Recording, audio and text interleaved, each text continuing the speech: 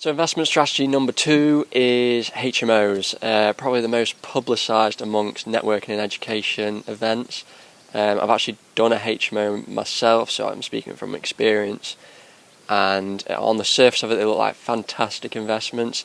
You can create a great asset that looks brilliant, has a great tenant profile, generates massive revenues.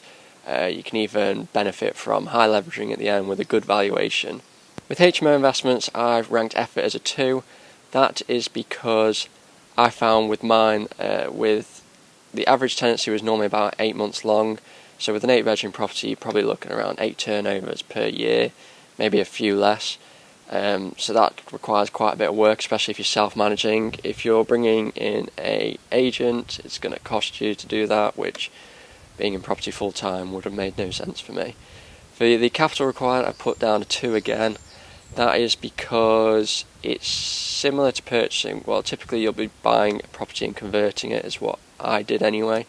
So purchasing the property is just like buying any standard buy-to-let. You'll need your typically 25% deposit.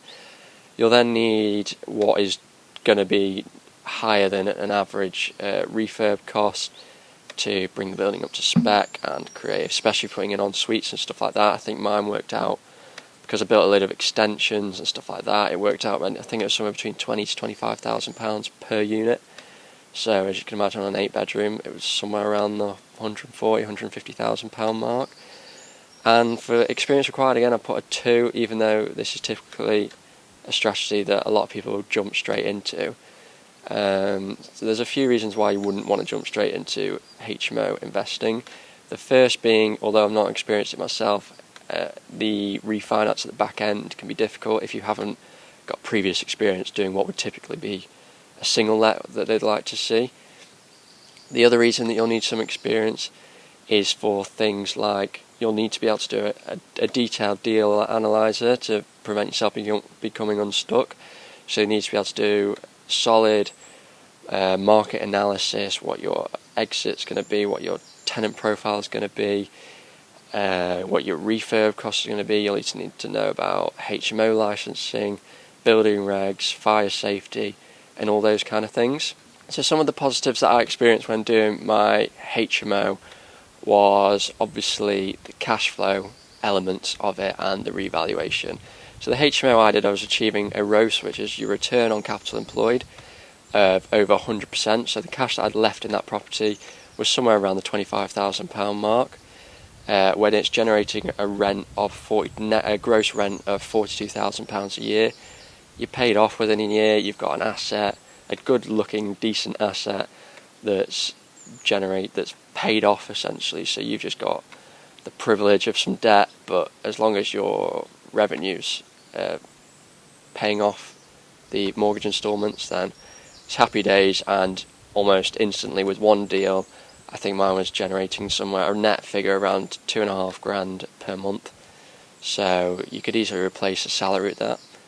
Some of the drawbacks is, well, it's not necessarily drawbacks, something to be aware of, is with HMOs, positioning is absolutely prime for a long-lasting investment. If you go slightly off the cusp or an area where you've not quite got your tenant profile right, you're going to find that once your properties become a little bit tired potentially, that you're going to have higher voids, which ultimately do as good of a deal analyzer as you want. Voids is what's going to wipe you out. Another thing that's going to wipe you out alongside voids is maintenance. HMOs are going to have high maintenance.